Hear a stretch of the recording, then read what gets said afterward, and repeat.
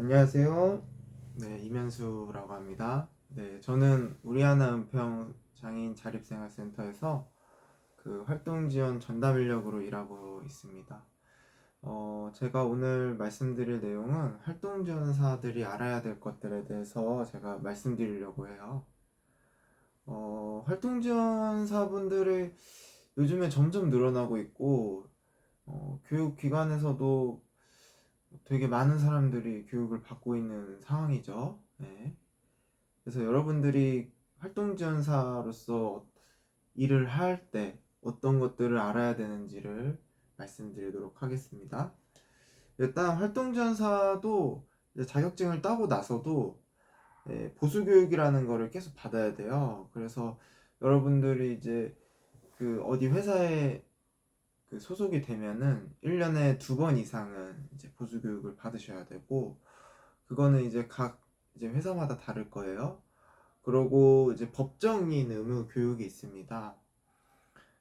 뭐 개인정보 보호 교육이라든지 등등의 교육들이 있는데, 그 교육도 회사에서 꼭 1년에 한 번씩 받아야 되고, 어 그리고 여러분들이 이제 일을 하시게 되면은 이제 일정표라는 게 있습니다. 그래서 여러분들이 어떻게 일을 할 건지 계획을 세우고 계획서를 작성을 하고, 그리고 업무에 대해서 여러분들이 특이사항이나 어떤 업무를 했는지에 대해서도 보고를 해야 되는 부분들이 있습니다.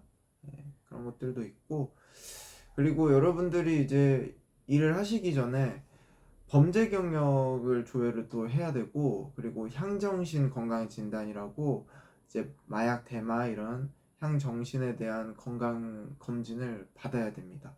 그거를 이제 제출해야지 일을 하실 수 있고요. 그리고 뭐 각 회사마다 다르겠지만 뭐 독감 예방 접종 같은 경우도 이제 지원을 받는 경우도 있습니다. 음.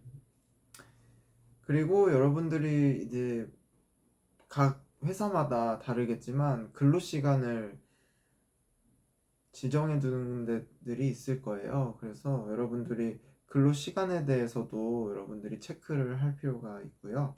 음, 그리고 여러분들이 이제 이 활동 지원사와 가장 많이 하는 게 또 장기 요양 서비스, 요양보호사겠죠. 근데 그 두 개를 다 하시는 분도 있을 수 있어요. 활동 지원사도 하고 요양보호사. 근데 이 두 개는 중복이 안 됩니다. 그래서 이 활동 지원사 서비스 시간 결제를 하고 있는 중에 장기 요양 서비스를 같이 결제하면은 그게 부정수고로 인정되는 거를 알고 계시고, 또 이 활동 지원사가 이제 2명 이상의 이용인을 지원하는 경우도 있어요. 그래서 한 사람 지원하고 나서 끝나고 나서 바로 다른 사람을 지원할 수도 있는데, 최소한 한 30분 시간을 두고 다른 사람을 바우처 결제라고 하는데, 저희 같은 경우 결제를 진행하는 것이 좋습니다. 그리고 이제 이, 이 활동 지원 서비스를 받는 분들이 이제 납병동이라고 병원 내에서 이제 그 재활 치료를 받는다든지 그런 경우가 있습니다. 그래서 그런 경우에는 병원에서 여러분들이 활동 지원 서비스를 지원을 해야 되는데, 그런 경우에는 이제 납병동 진단서라고 해서 거기 안에 또 내용이 필요해요. 2인 이상의 지원이 필요하다는 내용이 필요한데, 그 내용이 들어간 진단서를 받아야 되고요. 그리고 이용인들 중에 이제 학교 다니는 이용인들 있죠. 그분들한테는 학교 내 지원 결정서가를 이제 학교에서 뗄 수가 있어요. 그래서 그걸 요청해서 그거를 제출하셔야 되고, 순회학급이라고 학교에서 이제 가정으로 방문해서 수업을 하는 경우가 있거든요. 그거는 이제 순회학급 확인서나 아니면은 학교를 지금 유예하고 있다, 아니면 그런 것들은 유예 확인서를 제출해 주셔야 합니다. 그래서 활동 지원 구간이라는 게 있는데, 이용인마다 이제 구간이라는 게 설정돼 있어요. 그래서 국민연금공단에서 이제 그 이용인마다 검사를 해서 점수를 매깁니다. 그래가지고 가장 적은 시간은 60시간이에요. 가장 적은 시간 60시간이고 제일 많이 받을 수 있는 시간이 480시간입니다. 이건 이제 보건복지부 시간을 제가 말씀을 드리는 거고, 이 시간들이 있고 추가적으로 이제 시도 시간을 받을 수가 있어요. 추가 시간. 그래서 서울시에 사시는 분들은 서울시 시간, 뭐 경기도에 사시는 분들 경기도 시간들, 그리고 또 다른 시간으로는 또 구비 시간이 있습니다. 그래서 서울 내 이제 뭐 마포구 구비 시간, 은평구 구비 시간, 아니면 저기 고양시 구비 시간, 아니면은 김포시 구비 시간, 그런 식으로 시간이 또 추가적으로 받을 수 있다는 거를 알고 계시면 됩니다. 그리고 이제 우리 활동 지원 시간이 있는데 바우처 시간이라고 하죠. 근데 심야 22시부터 다음날 새벽 6시까지 일을 하시게 되면 그 바우처 시간이 이제 1.5배를 계산을 해서 가산을 해줍니다. 여러분들이 그거를 알고 계시고, 뭐 공휴일이나 빨간 날 아니면 근로자의 날 같은 경우도 바우처 시간이 1.5배 된다는 거 알고 계시면 되겠습니다. 그리고 이제 이용인마다 다르지만 가산수당이라는 게 있어요. 그래서 아까 말씀드린 국민연금공단에서 이제 검사를 하고 조사를 하는데, 거기서 이제 기능 제한 점수라는 영역이 있는데, 거기서 성인이 426점 그리고 아동이 327점 이상이면 가산수당을 받게 됩니다. 그런 분들은 시간당 3,000원씩 이제 수당을 받게 돼요. 활동지원사 선생님들이 알고 계시면 되고, 뭐 시금야나 공휴일이나 근로자의 날 같은 경우에는 시간당 4,500원의 가산수당을 받게 됩니다. 알고 계시면 되고, 가산수당 같은 경우는 정말 최중증인 장애인분들 서비스 이용하시는 분들이 받을 수 있다고 보시면 되고요. 여러분들이 또 챙겨가야 될 게 퇴직연금입니다. 여러분들이 이제 활동지원사를 일을 하게 되면은 한 주에 뭐 15시간 이상, 월 60시간 이상 근로하시는 분들은 퇴직금을 매달 적립을 해줘요, 회사에서. 그걸 알고 계시고, 1년 이상 재직하시는 분들은 타갈 수 있습니다. 그래서 이제 요즘엔 퇴직금을 어떻게 운영을 할지도 본인이 이제 선택을 해야 되고요. 그래서 근데 이제 퇴직금 같은 경우는 여러분들이 그 회사에서 퇴사했을 때 이제 받을 수 있는데, 중간 정산을 할 수 있는 것들이 있어요. 그래서 무주택자가 이제 본인 명의로 주택을 구입하거나 뭐 주거 목적으로 뭐 전세금 보증금을 부담할 경우에 퇴직금 중간 정산이 되고, 뭐 근로자 본인이나 배우자 부양가족이 6개월 이상 요양이 필요한 경우, 뭐 그리고 뭐 개인회생 절차 받고 계신 분들, 이런 것들이 있으니까 여러분들 알고 계셨다가 활동지원사 일하시다가 중간에 정산을 할 수 있다는 것들을 알고 계시면 되겠습니다.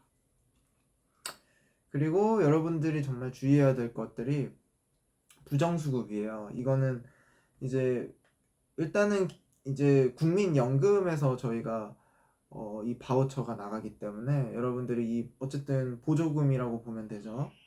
그렇기 때문에 여러분들이 부정수급을 한다 하면은 이런 것들을 다 환수해야 됩니다. 그래서 부정수급을 하지 않도록 주의를 하셔야 되는데, 어떤 것들이 부정수급이 있냐면, 일단은 여러분들이 이제 활동지원 서비스를 제공할 동안 개인적인 업무를 보지 말아야 돼요. 그래서 은행 업무나 여러 가지 업무들을 보지 말아셔야 되고, 그리고 이용인이 뭐 밖에 나가 있거나 그랬을 때 빈집 가사 지원은 불가합니다. 그래서 여러분들이 이 서비스 할 때는 이용인이랑 붙어서 하셔야 된다는 걸 명심하시고, 이용인이 입원을 할 경우가 있어요. 그러면은 병원에서 지원을 할 경우가 있는데 1년에 한 60일까지는 병원에서 지원이 가능합니다. 그래서 그 부분을 여러분들이 알고 계시고, 그리고 이용인이랑 여러분 활동지원사가 같은 등본상의 동거인이면 안 됩니다.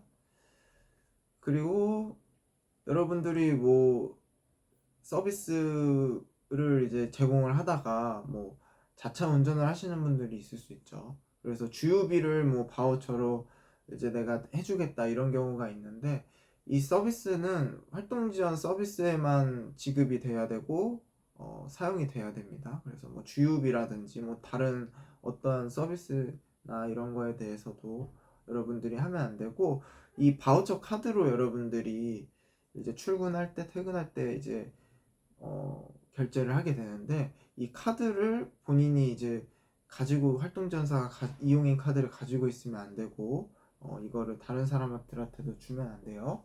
그리고 이 바우처 서비스를 가지고 괜히 이제 이용인이랑 반반 나눠서 가집시다 이런 식으로 서비스 제공 안 하고 그런 식으로 하면 안 되고요. 그런데 이제 그 이용인 카드라고 제가 아까 말씀드렸죠. 이거 같은 경우도 뭐 지적 자폐성 장애나 12세 이하의 아동인 경우는 부모 서면 동의 받으면 또 이제 활동지원사가 이 카드를 가지고 있을 수 있습니다. 그래서 부정수급 같은 경우 이 국민연금공단이나 사회보장정보원에서 이런 것들을 이제 주의 깊게 보고 있으니까 여러분들이 주의하시고 조심하셔서 결제하시기 바랍니다. 그래서 여러분들이 주의해야 될 것을 아까 제가 이제 말씀드렸던 부분들, 그 소급 결제 같은 경우를 할 수가 있어요. 여러분들이 실시간으로 원래 서비스 시작하고 이제 이제 퇴근할 때 마무리를 져야 되는데, 그게 만약에 안 되면은 이제 소급 결제를 하시거든요.